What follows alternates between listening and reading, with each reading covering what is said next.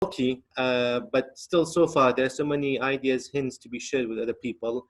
And first of all, I would like to thank Dr. Areen and also Ma'am Barwa for sharing the book with us. Welcome. And I believe I'm giving general ideas about how little things can make differences. I like actually that idea. I believe starting from using a word or sentences or even one idea given to other people might be very effective in a way that makes differences for other people in the world. Now, actually, Malcolm brings so many ideas, examples actually to influence other people, how they share, how they affect other people. And actually, the book is related to human resources stuff, and not only from this book, but actually from any other books. We got it from now. There are so many people. We have Tom Yam from Canada. We have also Dr. Zamir, Dr. Zamir, sorry, can you write those names in the chat box, because we have people here and I believe it will be very useful, because we have some of our students and we have students from the other places. So just, you can write down or any link or any name which will be helpful. We can read it. The names? Sure. Okay. Yeah, for sure. If the names or the name of the book or any author that you recommend. Sure. Do they have a problem with our voice? They don't No, hear us? no, because the other people are listening to you. That's why they muted themselves. Ah, I see. So now this one.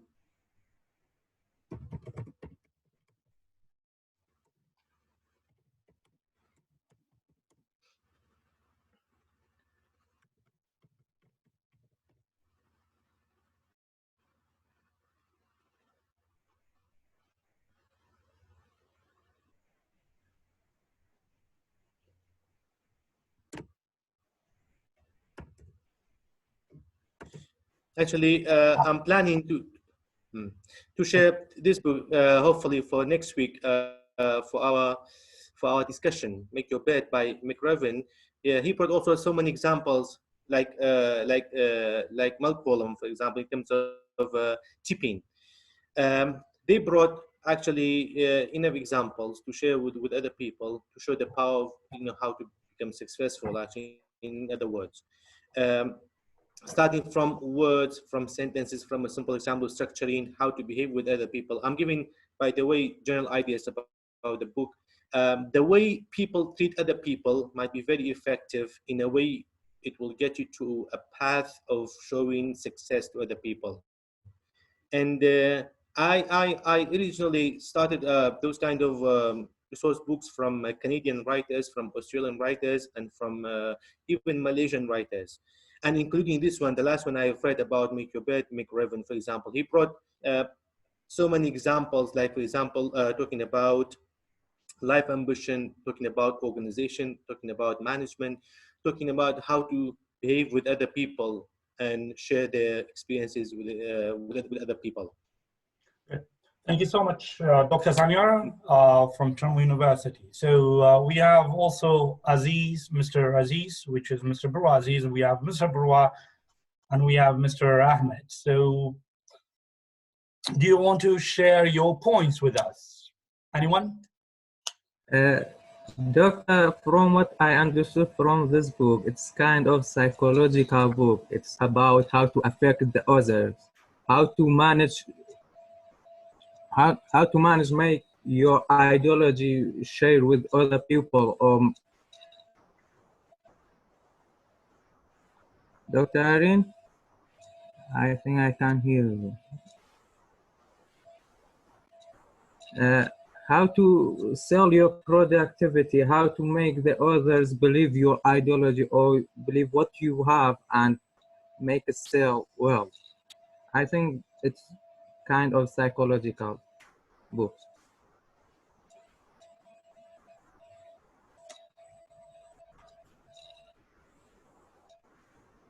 You carry on, Mr. Mohammed, okay?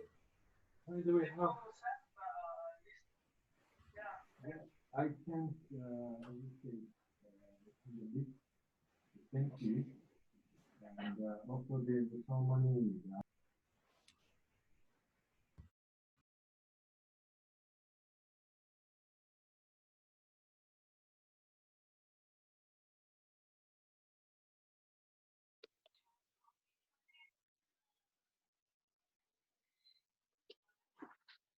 Dr. Ronin, we cannot hear you. No. Can you hear me now? Now Yeah, it's now okay. Good, good, good. Sorry, I don't know, someone is playing with the buttons. Okay, I said, can you share with us your points about this book, since you selected this book? Why do you want us to read this book? Dr. Arin, did you ask me the question? Yeah, I said, why did you select this specific book? Because I strongly believe, I'm sorry, since I'm not home, I would just tell the very short comment about the book. Because in my life, I always believe that, the theory which it says, small things always make a big difference. Yeah. So I believe that this book, it followed the same rule. It talks about carpe diem, how you use the right time in a right place with the right people. So just exactly, for example, maybe one of the quotation in the book, it really amazed me, which is about Roseman, the company of Roseman for small, cigarettes. Yeah, and in the book it mentions just by one phrase in the book, right? When they started for advertising the company, just by one small phrase, now we have this biggest company I think it's in US. So just what I'm trying to say is how small things make a biggest or the biggest change in the world and for lives, for individuals. So that is all my point about that. And maybe, and another reason why I chose this book, because now we are in a tipping time. For example, we have been self-isolated at home. We must read, we must use our time in this situation as a carpe diem, like Isaac Newton, when he was quarantined at home and he got the theory of gravity. And that's the main reason why I have chose that book. Thank you so much. And I'm really hungry. I have to eat something. That's cool. No problem. As far as you are with us, so you can eat. You can. I am. Yes, of course. Okay. Yeah. No problem. I just actually the book is so bulky. It's like 306 pages, if I'm not mistaken. And since we are at home, so I have a chance to read it through PDF, which is software. But I just wonder, how can we enjoy our right moment? I always told people that they should enjoy this right moment. But how can we enjoy?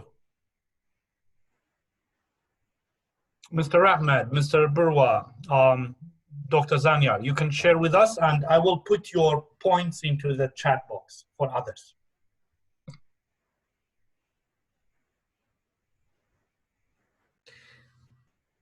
Well, yes. In terms of enjoying, there are so many ways actually. Well, I like actually that question at the moment, because right now, as you know, we are all quarantined at home, so you have to find, as Mr. Barwa said, the right place to actually to enjoy ourselves. In other words, not to feel bored at home. I believe, for me, that's my personal opinion. To enjoy yourself is something. It's something that shows your desire to improve it on. For example, in terms of my enjoying moment is when I read books. For example, when I read this book, for example, at the moment, this is the way I see the words, the sentences, the whole audience all coming together into your mind. I feel the kind of, showing some kind of relaxation. Something that I feel like I'm on a different planet, for example. Or maybe a simple example, sitting down, enjoying your time, 2 hours with watching a movie, for example, now these days at home. The images the normal images you got, they go through your mind, and you'll see them. It will also take you a step forward into that, showing that kind of enjoyment. So for me, these two things, these two normal things, can bring at least to that moment you call it enjoyment. Well, thank you so much, Dr. Zanyar. Well, about Mr. Ahmed and Mr. Burwa, can you say something? Yeah, Doctor, nowadays I enjoy myself for reading books, especially Charles Dickens' book, who's the favorite authors for me. And like Oliver Twist, I read it 3 times in this current period. And another thing that I do to improving my English, watching videos, because I'm still in learning process, so I need to improve my English. So it's the best time for improving yourself. Either in any situation you want, you can improve it while you are at home, because we have so many tools to use. And that's my idea. So good. Thank you so much, Mr. Burwa. What about Mr. Ahmed? You want to share with us something? Mr. Burwa. Oh, Mr. Ahmed, we have someone with the name of Mr. Ahmed. He just left out. Anyway, I have another question. When I passed through the book, when I read the book, or when I read the book, actually, I came to some points like business needs patience. And I came with the idea of the KFC, like Kentucky Fried Chicken. Like he left school at the age of 15. He started his first job in the age of 16, and then job after job, he got refused and rejected by the manager. Until 65, he got retired, and at the age of 88, he found Kentucky Fried Chicken, which is KFC now. It's a worldwide brand. So my question is, in any part of life, in any step of life, do we need patience or do we need desire? Dr. Sander, if you have any point, you can. I don't know why we don't have a lot of people today, but at least we can learn something from you. That's fine. Well, thank you very much. I reckon desire first, and then from desire, because you are demanding for something different in your life. Then you have to. Then from that moment, it leads you to what? To patience. The example reminds me something. There's one Chinese man. He's actually one of the most famous businessmen in the world. He told his stories through his interview. He said that there were hard times where I tried to interview to be a police officer or to be a guard or to be a waiter in a restaurant. Nobody accepted me. But now from my desire to work on my own, and then from my patience, now I can I got what I wanted to be. Now he's one of the great businessmen in the world. So my point is, through that example, through that vital example, I believe there's desire first, and then patience that connect all together as one package, and they will take you to that place, to that thing you want it to be. Okay, thank you so much, Mr. Burwa. Yeah, Doctor, I think both are related to each other. For example, if you don't have any desire, so what is the use of waiting? Patient, you can't wait till you die. You don't never move on. And if you don't have any patience, your desire will fade away soon. You don't get your goal. So both are related to each other. You must have both in yourself. That's my idea about it. Okay, so one of the participants asked me a question like, what is the difference between crime in New York City and this book? Or let's make it more general. What is the connection between crime and this book? How can we relate crime into business strategy, or how can we deduct or eliminate crime by the use of business? How can we do that? Is there any way that we can reduce crime by increasing business?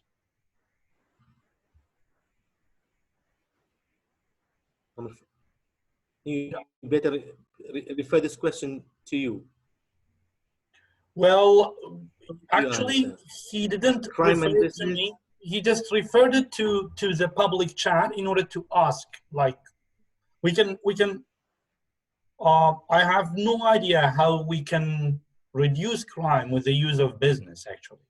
I don't know how crime and business can be related in a way. Related, yeah. But if you have any idea, you can share it with us. Like, I will put the points into the group chat so we can all understand. Is there a way that we can relate? By the way, Dr. Zaner, you are from literary part. So Dr. Zaner's field is literature. So in literature, how can we use crime in our works? Or usually why people use crime in their works, like Virginia Woolf?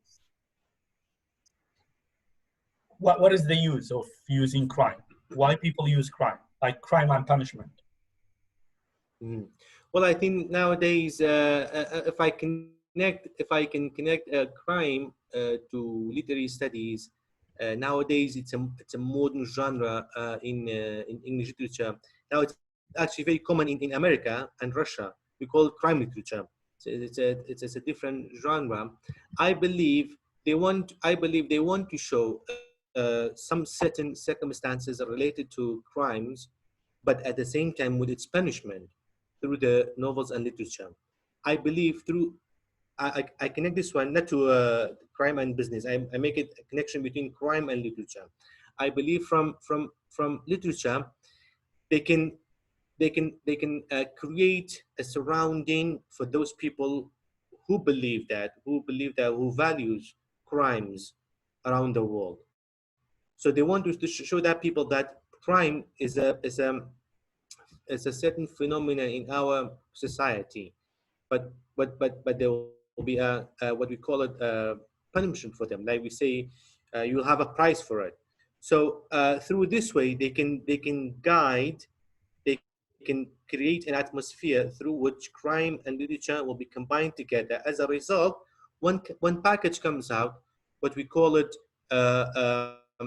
guidance for the other people, and this is how they share their views with other people. It's very important. Now, as you mentioned, that example, crime and punishment in Dostoevsky, and also in Virginia Woolf, and also in Mark Twain, for example, in American literature. As I said, America and Russia, they're very famous for that one. Even some scholars in America, they determine that they have to have one genre. Until now, not yet determined, but they believe that there must be a genre we call crime literature. And now they are in the process of doing that, because they believe that crime, because still there in the society, and they will never be gone, especially in American society. So they try to show that package, that crime scene that's around it, into the literature as a guidance to other people. So it's one way or another in guiding other people that this is when people make crimes, and that will be the result. Okay, you mean that with the use of literature, they will deduct, or they will eliminate, or they will decrease the crime rate? Yes, exactly, yes. That's a good point. Thank you so much, Dr. Zanyar. What about Mr. Burwa? So what will be your point about? Do you have any idea? Is that Mr. Burwa Aziz or Mr. Burwa, another Mr. Burwa? No, I think he's a student at Komar University, if I'm not mistaken. But so let's come back. Mr. Burwa, are you a student at Komar University? Now at Sharm University, third stage. Dr. Zanya will know me. I see. Okay, Mr. Burwa, from Sharmo. Yes. My student. Yeah. Doctor, I think crime surrounding our life, it's up to us either use it, that crime, increase it or decrease it. It's related to our personality. If we want to fade away the crime, so we must good things and not think about the crime. You asked if crime related to the workers or not. Yeah, I mean, there's always crime. Okay, we can't hear. I mean, how crime can be used, or what is the use of using the word crime in literature, as Dr. Zaniar said? I don't know in literature because Dr. Zaniar knows, so he better. He already answered your question, but I don't know about that. But about in general crime surrounding us, so it's is the poem "The Lamb and the Tiger." Either you be the lamb or the tiger. You hear about the. So if you be a tiger, you make crime and so on and hurting people. But if you be a lamb, you never think about crime or doing bad things to other people. And that's my opinion about the crime. So, can you find Mr. Burwa Aziz? Are you back? Did you eat? I think he's done. Yes, I am. Thank you. Good. So, Excited. Bon appetit. Mr. Zaniar, Dr. Zaniar just talked about something like how we can reduce crime by the use of literature in American, in most of the American and Russian novels. But you, in your perspective, what do you think that how can we reduce crime with the use of literature? Are you asking me? Yeah, please. Yeah, raising awareness about people with the literature. For example, let's say poetry. Those who are writing a poet, they can write poetry about how you be kind with people. But your question is quite complicated, I think. How we can reduce? It's not very complicated. Actually, Dr. Zaniar said something like, he said, we can reduce crime. Dr. Zaniar is very expert in literature. Yes, kind of stuff. that's why I invited him for this debate. Yes. It's his field. How many members are here? Well, 5. 5 is just, but actually 2 of them are our students. I waited for more. Okay, 2 of them. All right. 4 of our students are at Charmo University, yes. Okay, you can. Sorry, Dr. Zaniar. Yeah.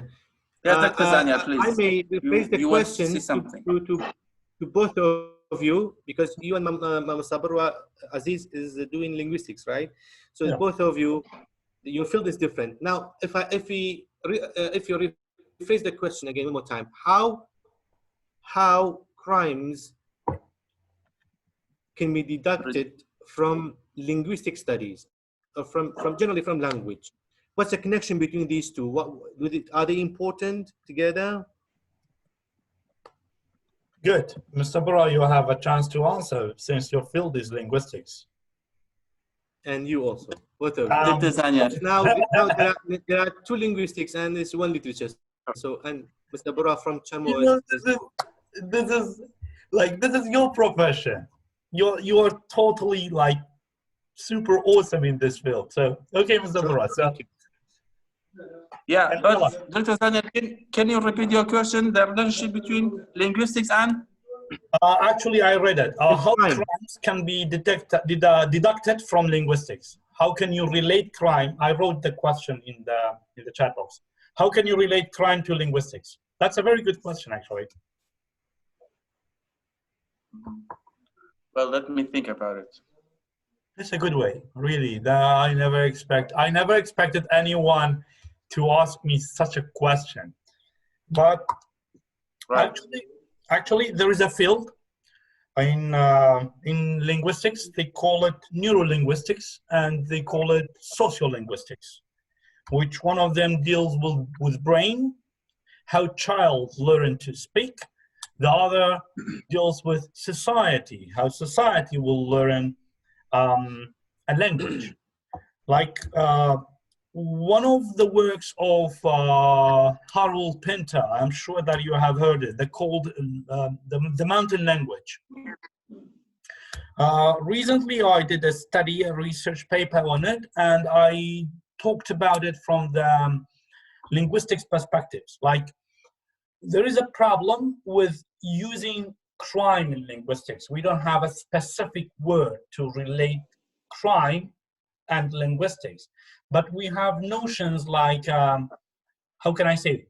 Like effectiveness. That's why we have psycholinguistics, we have sociolinguistics. Those crimes will work. Dr. Arin, your internet is quite good. I'm using IQ internet. I think it's well, this is the. Can you hear me, Mr. Barrow? So maybe the problem Yeah. is. Good. I can hear you. Your internet is a bit unstable. No, I'm using IQ, and I have no idea, and it's paid until 20th of August. Don't worry, we have another 10 days extra. Yes, we hear you. Yes.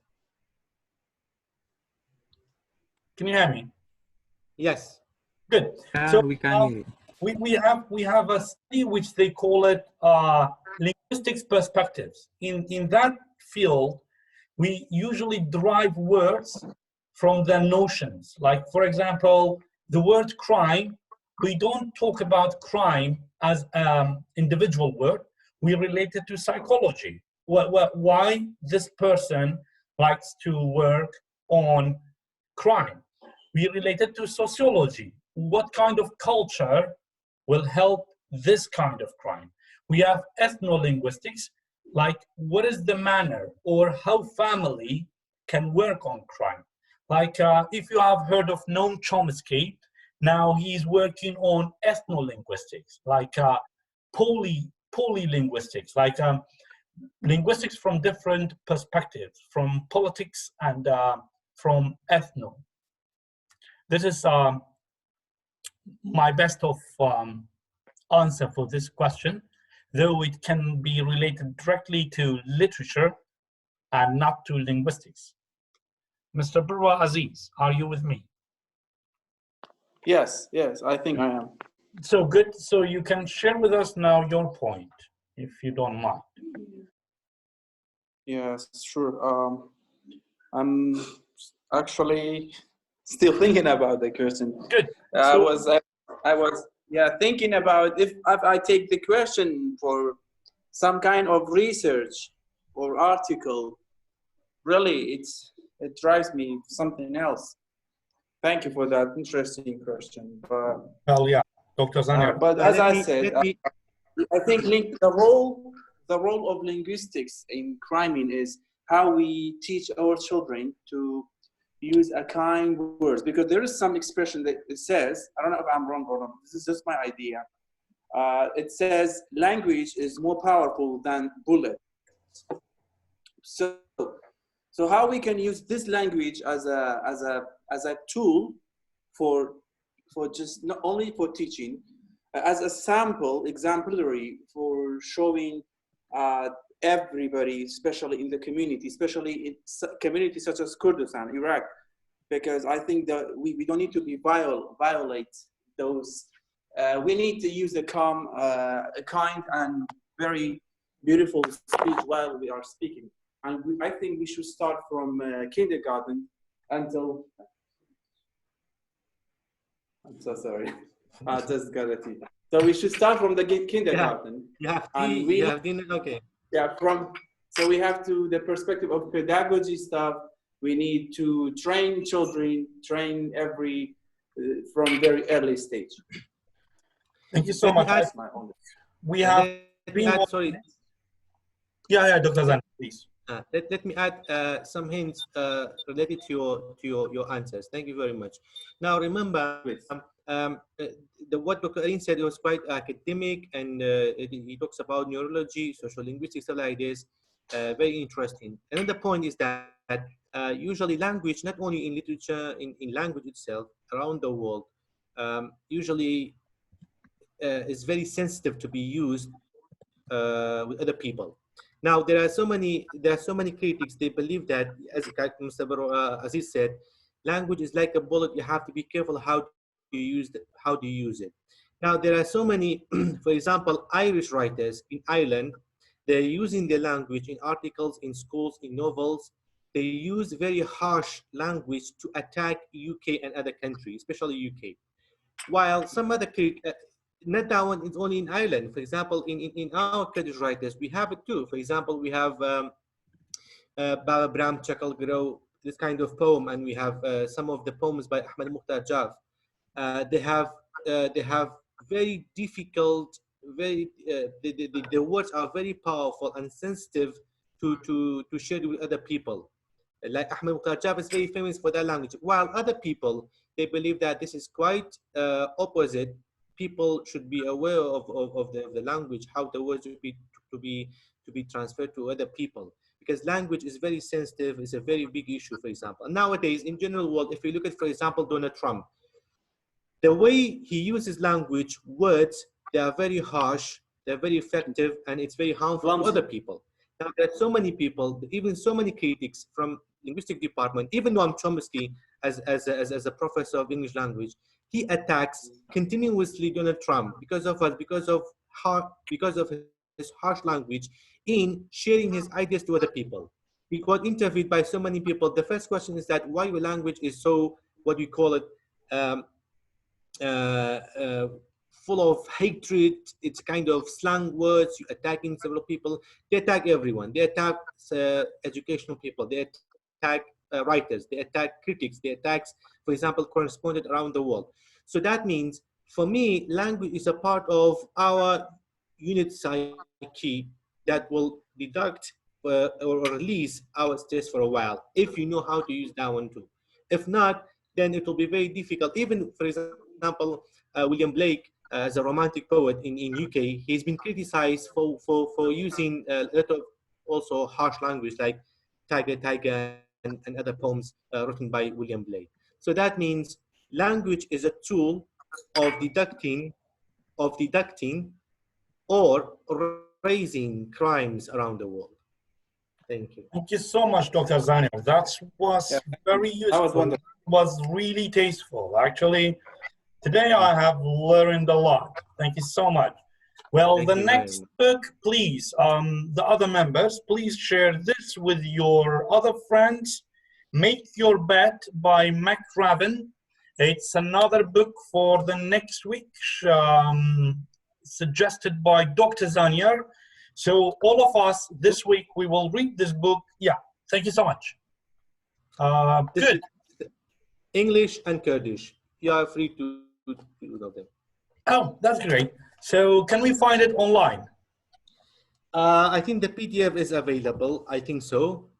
And unfortunately, because of the quarantine period, otherwise it's available in Rohan Bookshop also. But you can still find in PDF. It's 90 pages. It's about Make Your Bed. Good. So this is the next book, because we don't have much time left. Any minute, the program will be over.